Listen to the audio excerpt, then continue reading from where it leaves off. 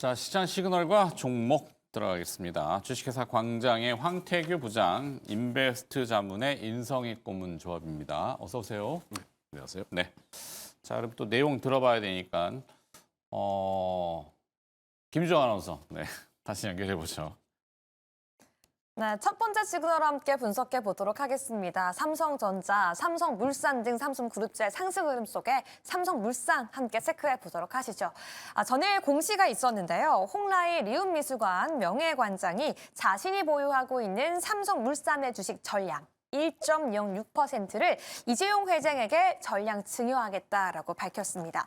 그렇게 되면 이재용 회장이 가지고 있는 지분은 20.82%로 지배구조 안정을 위해 더욱더 경영권이 공고해졌다라고 시장은 평가하고 있는데요. 이미 삼성운영화 같은 경우에는 내년 4월 약 12조 원 규모의 상속세 마지막 분납을 앞두고 있죠. 상속세 관련된 주식 담보 리스크가 해소가 되어가는 시점에 공개했다는 점에 있어서 시장에서는 그 안정감과 상속회 리스크가 해소될 수 있다는 기대감이 함께 커지고 있습니다.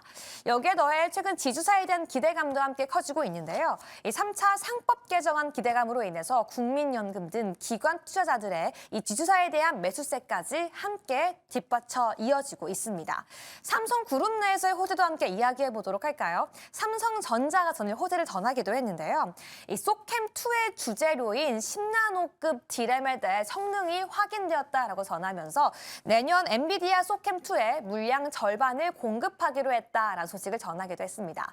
호재가 가득한 가운데 경영권까지 안정될 것으로 기대가 되고 있는데요. 상승하고 있는 삼성물산, 그렇다면 현 시점에서는 사야 할까요? 어떤 대응 전략이 필요할까요? 함께 알아보도록 하시고요. 다음 주목도 함께 체크해 보도록 하겠습니다. 최근 스마트, AI, 자동화, 로봇 관련된 키워드가 종목의 상승을 이끌고 있습니다.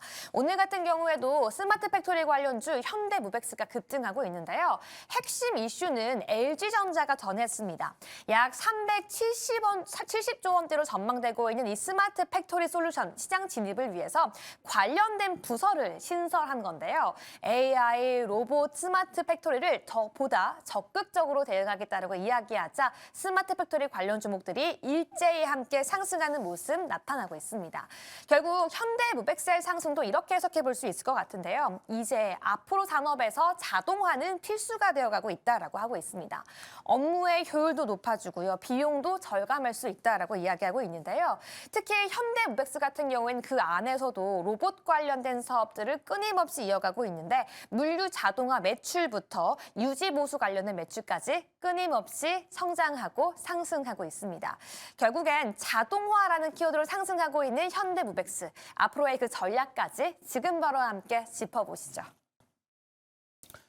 네, 일단 저희 PD가 안에서 이제 그러는데 주가 지수가 오르긴 오르는데 무엇이 오르는지 잘 모르겠다라고 하셔서 제가 조금 1,600개가 오르는데 그냥 고루고루 올라요. 그러니까 이게 어떻게 보면 분산된다고도 볼 수 있겠고 좋게 얘기하면은 확산이라고도 볼 수 있고 이게 나쁘게 얘기하면은 분산, 좋게 보면은 확산. 저는 뭐 확산으로 보고 싶긴 한데 자 일단은 그 중심에 약간 건설 쪽들이 있어요. 근데 삼성물산은 뭐 건설 부분이 있긴 합니다만 색채는 다르죠. 근데 뭐 갖다 붙이기 나름일 텐데 일단 삼성물산부터 지금 등장을 했습니다. 삼성그룹의 실제적인 지주사라고 해도 과언은 아닐 텐데 자 일단은 황태규 부장이 먼저 삼성물산을 좀 풀어주시겠습니까? 네. 삼성전자의 지분을 보유한 곳이 삼성생명이고 삼성생명에 대한 지분을 약 19%를 삼성물산이 보유를 하고 있습니다. 그렇기 때문에 이제 지배구조상 삼성물산이 가장 꼭대기에 있다라고 볼 수가 있는데 어쨌든 뭐 지배구조 개편에 대한 그런 시나리오에서 삼성생명의 지분을 조정해서 삼성물산이 역할을 확대해 나가는 지배구조 강화 그런 진행 중이다라고 보시면 되겠고요. 그동안 뭐 이른바 삼성생명법이라고 했었죠. 뭐 보험사가 이제 보유한 특정 계열 지분에 대한 평가에 대한 방식 그리고 보유 한도에 대한 이슈가 있었고요. 그에 대한 부분들이 이제 재논의가 되고 있는 시점이다 이렇게 좀 봅니다. 결국 어제의 경우에는 이제 1월 2일부로 전 이건희 회장의 이제 와이프죠. 홍라이가 삼성물산 주식 전량을 이재용 회장에게 증여를 한다라는 거고 결국 이재용 회장이 지분이 더 높아지는 부분인데 이에 대한 뭐 양도 지배력이 강화, 예, 공고해졌다 이렇게 보는 거죠. 예. 그래서 이제 뭐 증여세 같은 경우도 이제 모자가 내도 50% 그리고 최대 주주 할증 평가에 대한 부분이 또 있고 과세 표준 뭐 5천만 원 공제가 있고 뭐 이런 부분들을 했을 때 약 한 60% 정도 되지 않겠나라고 생각하는데 이제 이에 대한 부분들은 어쨌든 1월 2일에 주식에 대한 변동이 일어나고 나서 주가에 대한 변동을 좀 확인하면서 좀 생각해 볼 필요가 좀 있다고 보고 결국 자금에 대한 부분들을 이제 뭐 어떠한 방식으로 또 지불을 하느냐에 대한 부분까지도 뭐 사활에 좀 봐야 되겠다라는 얘기입니다. 자, 그래서 결국 제가 봤을 때는 이제 뭐 타이밍적으로 봤을 때는 어쨌든 기대감에 대한 부분들은 계속적으로 좀 남아 있고 그리고 이제 그 가격적인 면에서 봤을 때는 1월 달 그리고 4월 달에 급격하게 좀 변동이 되는 모습들이 일부 나올 수 있으니까 그런 부분들을 타이밍으로 해서 매수와 매도 시점을 좀 판별을 하는 부분이 좀 좋지 않을까 이렇게 개인적으로 좀 생각하고 있습니다. 네. 자, 그리고 그 대형 계열사 전반적으로 이제 배당에 대한 부분, 이런 부분들이 좀 안정화되고 있는 부분들, 그리고 자사주 소각, 또한 매입까지도 기대감으로 형성되고 있는 시점이기 때문에 이러한 부분에 있어서 전반적으로 좀 호재인 부분들이 좀 많다 이렇게 좀 보고 있고요. 사업적인 측면에 있어서는 중동 국가 중심으로 있어서 플랜트 사업, 에너지 사업 쪽으로 확장세가 좀 이어지고 있고 북미 쪽으로 있어서는 데이터 센터에 대한 부분 그리고 전력 인프라 등등의 프로젝트 등이 진행이 좀 되고 있다 이렇게 좀 봐주시면 되겠습니다. 결국 주가적인 측면을 종합적으로 좀 판단을 좀 해줘야 되는 부분들이 좀 있는데. 결국 삼성전자의 메모리 사업 그리고 HBM 파운드리 사업 쪽에 그리고 삼성 SDI의 업황 개선에 대한 기대감에 대한 부분이 프리미엄으로 생성되어서 지주사격에 이런 삼성물산에 대한 주가가 지금 상승이 되고 있다라고 보여지고요. 지금 현재 그 급등을 좀 하고 있기 때문에 그리고 역사적 고가를 쓰고 있기 때문에 여기서 지금 당장 따라가서 매수를 하자라는 측면보다는 일단 좀 관망에 대한 포지션으로 투자자의 입장에서 좀 바라봐 주셨으면 좋겠고 1월 2일 이후에 주가 변동을 확인하고 눌림이 나온다면 뭐 4월 때까지도 좀 보유를 하면서 그런 차익을 좀 볼 수 있는 그런 좀 타이밍도 되지 않을까 이렇게 보고 있습니다. 네. 사명이 아직도 삼성물산이죠. 뭐 좋게 얘기하면 전통이고 네네. 예전에 물산이라면은 온갖 유통 뭐 해외 수입 뭐 이런 거 원자재부터 해서 뭐 그런 6, 70, 80년대까지 막 했던 그 네임을 또 가지고 있어요. 네 맞습니다. 본업은 건설 부분이 아무래도 좀 특화돼 있고 뭐 레미안 아파트죠. 브랜드를 가지고 있고 말씀하신 데이터 센터도 갖다가 붙이면은 뭐 본업도 잘 되고 그다음에 부가적인 이슈도 중첩돼서 좋다. 이렇게 보시는 거죠. 맞습니다. 그러니까 종합적으로 좀 봐야 될 부분들이 좀 있고 결국 연결 계열사에 대한 실적도 분명히 좀 확인해야 될 것이 있다. 그렇다면 이제 연결 계열사에 대한 현재에 대한 컨디션을 본다면 현재 지금 컨디션 자체가 좋은 상태이기 때문에 당연히 삼성물산도 현재 너무 좋은 상황이다 이렇게 좀 보고 있습니다. 네. 에버랜드는 잘 되나요? 그 얘기는 제가 하지 않도록 하겠습니다. 왜요? 아니 뭐 그저께 제가 방송에서 한번 얘기했지만 중국과의 지금 뭐 일본 중일이 좀 불편한 관계잖아요. 그래서 사실 이때가 기회인데 그걸 대놓고 막 얘기하기는 그렇고 그래서 중국으로 돌아가 있는 푸바오를 다시 좀 보내주면 어떨까 뭐 이런 제안을 제가 좀 했더니 반응은 아예 없습니다. 아직은 없는데 푸바오 돌아오면 에버랜드로 돌아오겠죠? 근데 한 가지 뭐 썰로 말씀드린다면 네. 그런 거죠. 그 에버랜드 말이 나왔으니 말인데 놀이기구 같은 게 상당히 좀 노후가 된 부분들이 좀 많습니다. 그러네요. 예, 그렇기 때문에 그에 대한 교체 부분과 그리고 관광객 수가 와서 수요를 좀 채워주는 부분을 비교해 봤을 때 구태여 삼성의 그 에버랜드 입장에서는 교체를 그 시설에 대한 교체보다는 그냥 일단은 밀고 나가자라는 형식으로 계속적으로 가고 있는 모습이기 때문에 크게 네. 뭐 투자자 입장에서는 뭐 기대를 한다 이 정도는 좀 아닌 것 같다라는 생각입니다. 예. 용인이면은 그냥 에버랜드 땅 사실은 원래 그 땅이 목적이긴 부가적으로는 있었죠. 반도체 클러스터의 일환이기 때문에. 근데 본업인 에버랜드도 뭐 한국판 디즈니랜드라고 매번 얘기는 하지만 하여튼 놀이기구도 그렇고 네. 하여튼 뭐 뭔가 좀 잘하겠죠. 네, 잘하길 바라면서 삼성물산에 대한 전략은 어떻게? 일단은 지금 주가가 너무 많이 와 있기 때문에 기존 보유자 입장에서는 저는 일단 3개월 그리고 6개월 지속적으로 보유를 좀 했으면 하는 측면이 좀 있고요. 신규 매수자의 관점에서는 아무래도 주가가 올라가 있기 때문에 부담이 좀 되는 것이 사실입니다. 그렇기 때문에 기회가 온다면 뭐 1월 2일 이후에 주가 변동폭을 확인하고 나서 접근하는 것도 다시 생각하고 접근하는 것도 하나의 방법이지 않을까 이렇게 보고 있습니다. 네. 의외로 관망 전략을 주셨네요. 공격적이라면 한번 접근해. 물론 주가가 이제 오늘 뭐 어떤 재료로 반응을 했기 때문에 네네. 조금 일단은 지켜보자. 네네, 맞습니다. 네, 알겠습니다. 그다음에 두 번째 기업은 현대무백스입니다. 스마트 팩토리라고 하는데 현대무백스 그러면 저는 자꾸 네옴시티 테마? 네옴시티는 어디로 갔는지 모르겠는데 하여튼 환상 속의 그 네옴시티는 잘 짓고 있겠죠? 네. 뭐가 누가 만들어냈는지 모르겠지만 시장의 그 내러티브한 테마주는 어디선가 생성이 돼가지고 그렇게 하여튼 현대무백스 요즘은 또 뭘로 이슈가 되나요? 스마트 팩토리. 예, 근데 최근에 그 서두에서 말씀하셨듯이 뭐가 올랐는데 오늘 주가가 이렇게 많이 올랐나 얘기하시는 네. 게 우리가 얼마 전까지만 해도 이제 집중도가 있었어요. 그러니까 뭐 반도체 쪽에 그 전에 그전에 바이오가 받고 막 그래서 집중도가 있었고 거기에 이제 대장주 기준으로 이제 거의 매매를 해갖고 거기에 익숙하다 보니까 지수는 어느새 지금 4천이 다시 올라가 있어요. 근데 여기 계속 갈까? 지수 좀 부담되는데 뭐 삼성전자, 하이닉스 계속 가면은 지수는 계속 올라가는데 이 지수 가지고 계속 올라갈 수 있을까? 좀 쉬어가지 않을까? 쉬어갈 때 뭐가 올라갈까?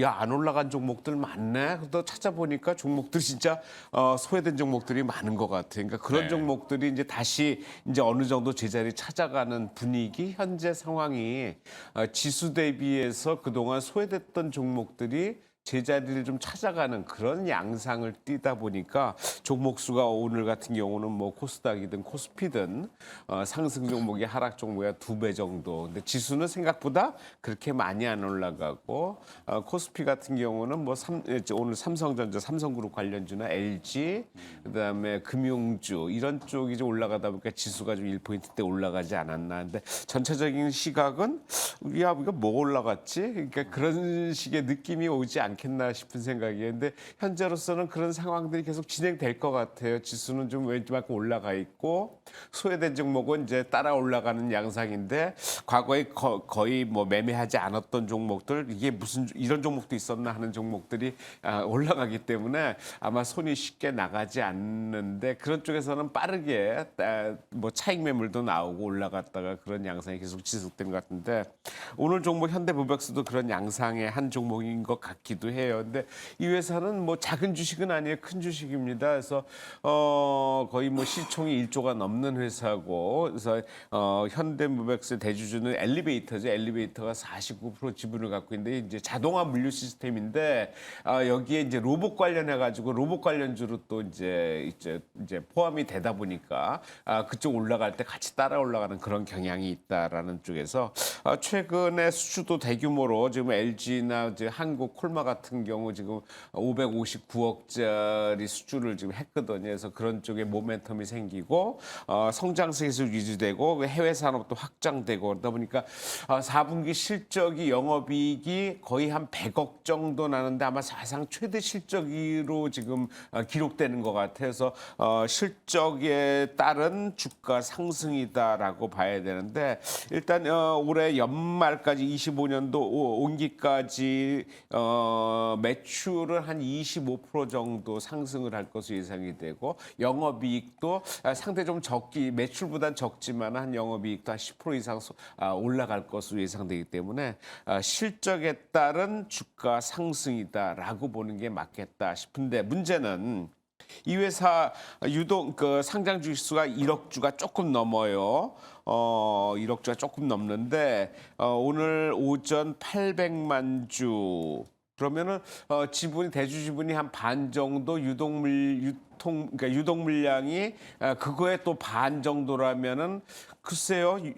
현대 한 2천만 주 이상, 3천만 주 돼도 그렇게 피크라고 보진 않을 수도 있다고 과거에 얼마 전에 상승할 때 그런 거래량을 띄운 다음에도 계속 올라간 경험이 있거든요. 그래서 현재 1,000만 주가 갑자기 넘었다 최근에. 그리고 오늘 오전에 800만 주 아마 오전 끝날 때쯤이면은 아마 1,000만 주 다시 넘을 것 같아서 거래량 단기 피크로 보긴 하긴 하는데 이것이 상당히 거래가 많이 실렸느냐 봤을 땐 과거의 경험을 보고 이 회사의 유동 물량을 봤을 때는 아직은 아니다. 그러니까 걱정할 단계는 아닌데 문제는 오늘까지 거의 6일째 연속 상승이에요. 그렇다면은 좀 조정 받을 만도 하다 단기적으로. 그래서 왜냐하면 최근에 가는 종목들이 계속 갈 수는 않거든요. 한 이틀 반짝 올랐다가 그냥 꼬꾸라진 경우가 많단 말이에요. 그래서 꾸준히 반짝 올라가는 것보다 꾸준히 올라가는 종목이 더 매매하기가 좀 쉽긴 한데 아무래도 이 종목도 오늘 좀 단기적으로는 좀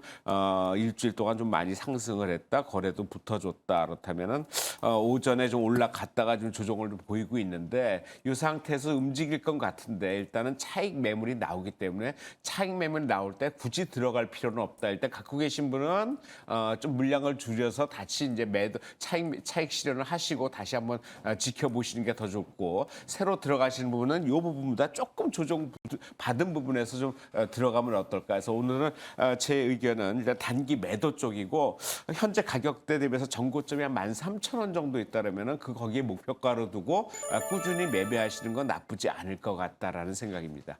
네. 그래서 전망은 단기 매도. 뭐 때문에 뚜렷하게 오른 이유가 좀 애매하다. 스마트 팩토리 이게 뭐 매번 반복적으로 나오는 이슈라서 신선하지는 않군요. 이게 단기 매도인데 실적이 뒷받침되고 있기 때문에 중기적으로는 목표가를 보고 매수해 드는 것도 나쁘지 않겠다라는 생각입니다. 알겠습니다. 자, 두 번째 시그널로 넘어가겠습니다. 김유정 아나운서. 네, 두 번째 시그널은 서로 엇갈리는 CJ 그룹 종목들 함께 체크해 보도록 하겠습니다. 먼저 지주사의 역할을 하는 CJ가 6% 넘게 상승하고 있는데요. 가장 크게 비상장 자회사들의 견조한 실적과 그리고 지주사 관련된 정책적 수혜 기대감 이 두 가지 축이 주가의 상승을 좌우하고 있습니다. 가장 먼저 핵심 자회사죠. CJ 올리브영의 상승세는 계속될 것으로 예측되고 있습니다. 4분기 말 연말에 쇼핑에 대한 기대감도 더해져 있고요. 중국, 일본 등 늘어나는 외국인 관광객에 대한 수혜를 톡톡히 늘어날 것으로 전망하고 있고요. 이뿐만 아니라 글로벌 식품 관련 계열사죠. CJ 푸드빌이 곧 미국 조지아의 공장이 완공되는데요. 2026년부터 가동해 실적의 추가 성장을 기대하고 있습니다. 이뿐만 아니라 3차 상법 개정안에 대한 기대감까지 더해져 있는데요. 이 CJ 같은 경우에는 별도 기준 배당 성향의 70% 이상 정책을 유지하는 것으로 알려져 있죠. 그만큼 시장에서의 투심이 함께 부각되고 있습니다. 성장 엔진과 함께 구조적인 개편 기대감이 함께 들어오고 있는 가운데 CJ에 대한 긍정적인 전망이 들어오고 있는데요. 하지만 오늘 함께 급락하고 있는 CJCGV에 대한 전략도 함께 체크해 봐야 될 것 같습니다. 왜 두 개의 종목은 엇갈리고 있을까요? 오늘 CJCGV는 10% 이상 하락하고 있는데요. 그 전망까지 함께 알아보도록 하시죠. 핵심 악재는 대규모 자금 조달에 대한 부담감 때문입니다. 최근 뉴스에 따르면 CJCGV는 다가오는 이 3천억 원 규모의 전환사채 상환을 앞두고 있는데요. 자금 조달에 굉장히 분주한 상황이라고 합니다. 이 회사채 시장에서 외면받고 있고요. 사모펀드 운용사들과 접촉하고 있으면서도 쉽지 않다라고 하는데요. 이러한 불안감이 오늘 주가에 그대로 반영되고 있습니다. 특히나 실적 역시 불안한데요. 박스오피스의 회복 역시 지연되고 있는 데다가 최근 10개의 매장을 철수했음에도 불구하고 오히려 인건비가 상승하고 임대료가 상승하면서 이 구조 조정의 효과가 상쇄되고 있다라고 평가하고 있습니다. 엇갈리는 CJ그룹주의 주가 그 전망 함께 알아보면서 매수의 타이밍까지 지금과로 함께 알아보시죠. 자, CJ 지주사 CJ네요. 황태희 부장님. 네. CJ 지주사입니다. 여러분들 뭐 잘 아시죠? 지배구조의 최상단에 있는 그런 기업이고 이슈에 대한 포인트는 딱 세 개라고 좀 봐주시면 좋을 것 같아요. 이제 첫 번째는 뭐 상법 개정을 통해서 주주 환원 정책을 펼친다. 그리고 이 당사 같은 경우는 고배당을 준다고 좀 볼 수 있겠죠. 그렇기 때문에 배당 소득세에 관해서도 그런 매수세가 충분히 좀 들어올 수 있는 그런 상황이다. 좀 이렇게 좀 볼 수 있겠고 가장 큰 부분은 이제 올리브영에 대한 IPO를 재추진한다라는 겁니다. 네. 뭐 동아시아 쪽에서 뭐 중국이나 일본 등에서 많이 국내를 찾는 것도 사실이고 그리고 북미 쪽에서도 우리나라를 방문했을 때 많이 사가는 뭐 그런 모습들도 좀 있습니다. 길거리 지나다니다가 점포를 보더라도 뭐 쉽게 얘기해서 뭐 5발자국 걸으면 하나의 점포가 있을 정도로 굉장히 좀 많이 분포가 되어 있고 저 역시도 그쪽에서 뭐 화장품 매수를 좀 하기는 하는데 사람들도 좀 항상 많았던 기억이 좀 있습니다.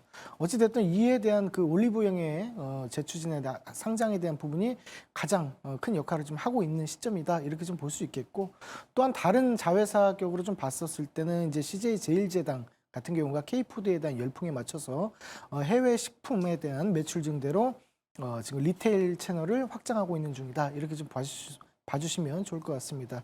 자, 또한 그 CJ 그 대한통운 같은 경우는 로봇 그 물류 로봇이죠. 이런 부분을 통해서 자동화를 통해 비용을 절감할 수 있는 측면들이 좀 있고 이에 대한 부분들이 호재로 좀 작용을 하고 있다 볼 수 있겠습니다.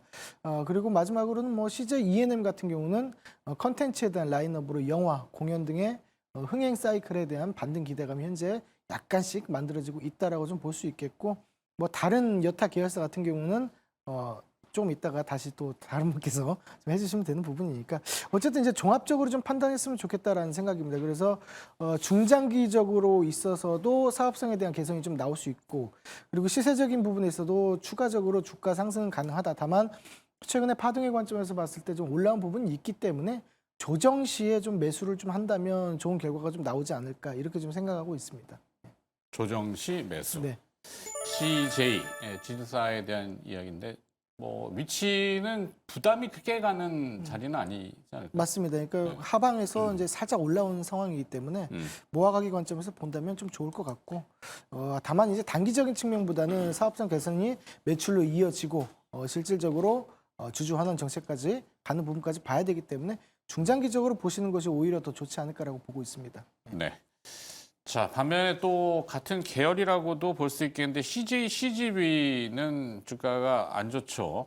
보통 우리가 성장 산업이라는 것과 반대되는 개념으로 사양 산업을 얘기하는데 사양 산업이 여러 가지가 있습니다만 극장가가 사실 요즘 극장 가는 사람들이 그렇게 많지는 않아요.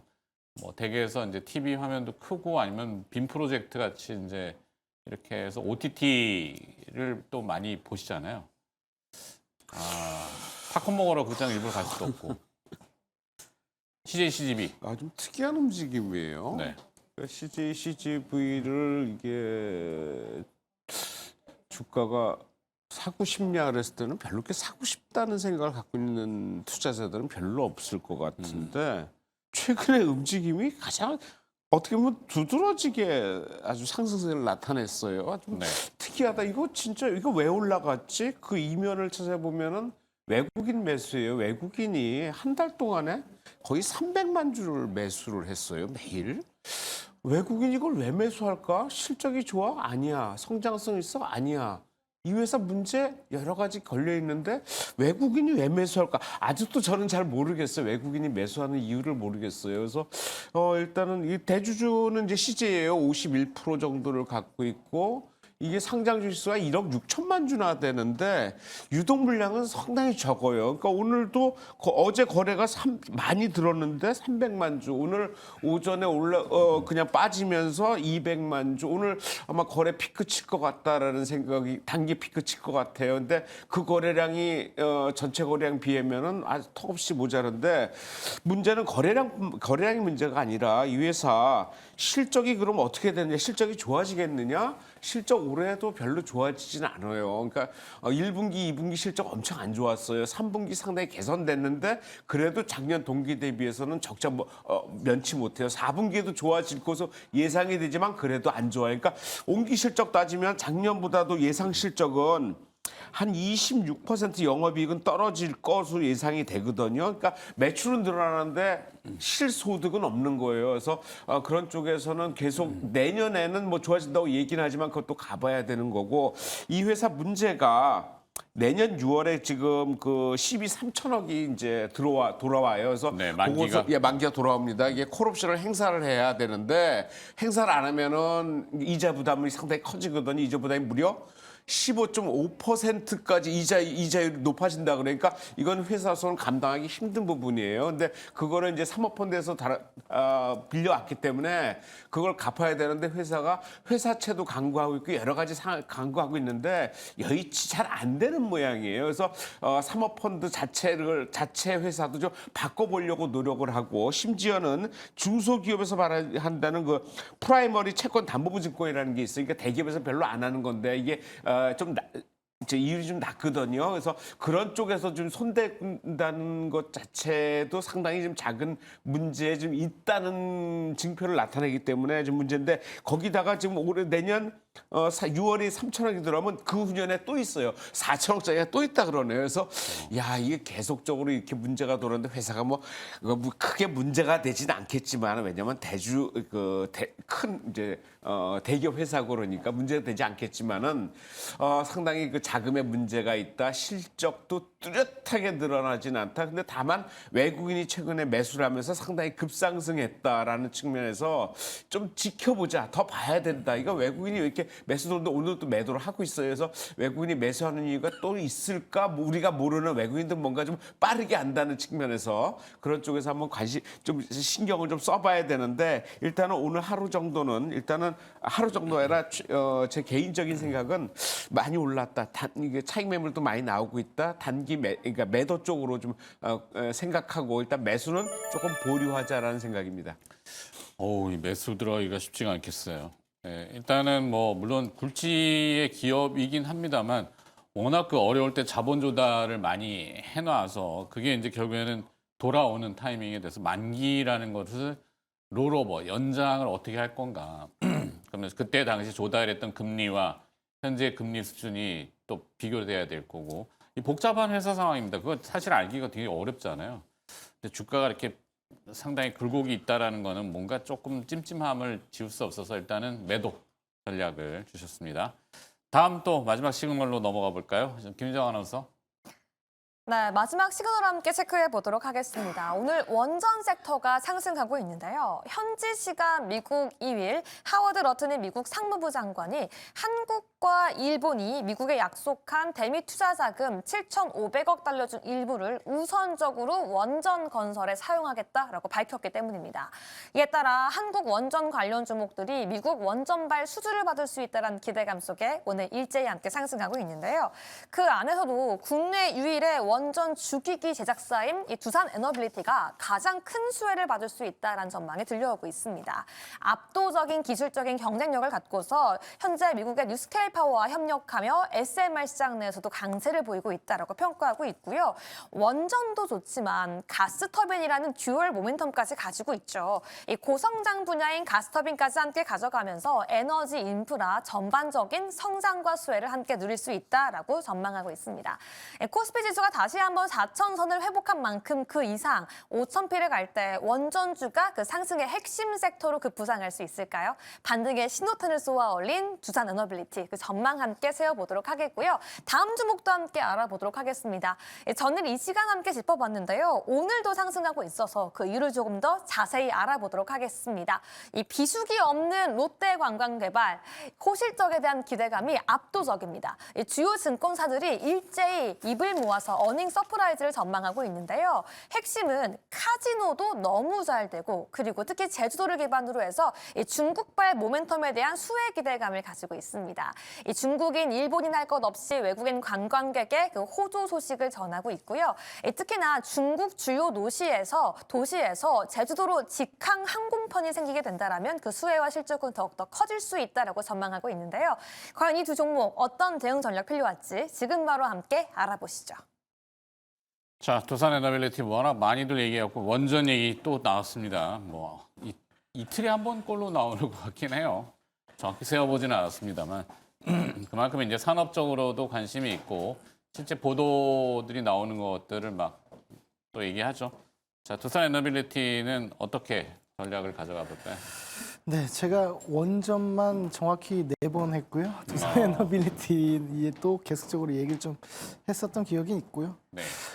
좀 내용은 좀 빠르게 얘기를 좀 하겠습니다. 다들 아시는 내용이고 중복되는 내용이니까. 결국 그 미국 빅테크 데이터 센터 전력에 대한 수요가 증대가 좀 되고요. 380메가와트급 가스터빈 수출을 계약했고 추가로 3기를 또 계약을 한 시점입니다. 그리고 캐나다 에너지 신규 프로젝트에 대한 밸류 체인이 우선 공급 업체로서 이제 선정이 좀 되었고요. 더불어서 웨스팅하우스에 대한 그 협업에 대한 구도 속에서 발주에 대한 창구를 확대하고 있는 시점이다. 이렇게 봐주시면 좋겠습니다. 결국 이런 부분들이 수주 잔고에 대한 최고치를 유지함으로 있어서 캐시플로에 대한 가시성이 좀 부각이 되고 증대되는 시점이다. 이렇게 좀 보겠죠. 그래서 결국 그 체코라든지 국내 SMR 국책과제에 대한 진행이라든지 이러한 부분들이 맞물려서 모멘텀에 대한 부분도 충분히 좀 부각이 될 수 있고 이러한 부분들이 실질적으로 실적까지도 연결되는 모습들이 좀 있습니다. 그리고 조금 전에 말씀드렸다시피 뭐 듀얼 모멘텀이죠. 원전도 원전이지만 가스터빈에 대한 부분도 있고요. 더불어서 이제 원전이 이제 그 오늘 같은 경우 좀 얘기가 좀 나왔죠. 미국에서 선제적으로 투자하는 부분을 원전 쪽으로 하겠다라고 좀 얘기가 좀 나왔고요. 결국 대형 원전과 SMR 소형 원전까지 파급이 있게 동시에 좀 추진하겠다라고 좀 보이기 때문에 결국 제가 봤을 때는 이제 그 주가에 대한 부분과 이런 쉬어가는 과정 속에서도 충분히 좀 매수를 좀 고려할 수 있는 부분들이 좀 있고 다만 이제 시기적인 측면에 있어서 실질적으로 원전이 건립이 되고 그다음에 사용되는 시간까지는 시간이 좀 걸릴 수 있기 때문에 중장기적 측면까지도 계속해서 가격이 조정 시마다 모아가기 관점으로 매수한다면 좀 좋은 결과가 있지 않을까 좀 이렇게 보고 있습니다. 네, 꾸준히 모아보자. 그래, 글자 그대로 진짜 뭐죠? 분할 매수. 네네 맞습니다. 예. 나눠서 사더라도 자 두산 에너빌리티는 그렇게 긍정적으로 주셨고, 네. 그다음에 롯데관광개발 이것도 어제 한번 했던 기업이긴 한데 계속 반복되는 기업들이 등장을 해요. 뭐 연초 대비 지금 3배가 더 올랐어요. 그러니까 아. 뭐 종목 리뷰에서 계속 나올 수밖에 없는 종목이고 좀 이제 좀 쉬어갈 만하면은 또 올라가고 이제 4분기 되니까 솔직히 이제 카지노 쪽은 좀 쉬어갈 쪽이 비수기예요. 왜냐하면 네. 뭐 우리나라 추운 데가 올 수 있겠어요. 그래서 그런 쪽에서 아무래도 4분기는 비수기인데 예상 외로 실적이 컨센서스를 대비해서 올라가는 쪽으로 지금 11월 이렇게 나오고 있거든요. 그래서 그런 거 보면 4분기 그렇게 나쁠 것 같지 않다. 내년 또 더 좋아진다. 이런 쪽에서 상당히 지금 주목받고 있다고 거의 뭐 3개월 누적으로 하면은 거의 외국인하고 기관들이 쓸어 담고 있어요. 거의 뭐 한 합해서 한 500만 주가량 지금 매수를 했고 그냥 개인은 있는 거 지금 다 털리고 있는 상황인데 다시 개인들이 좀 사서 또 올린다 그러면은 그러니까 어제 같은 경우는 또 올라갈 때 기관이 올리고 오늘 같은 경우는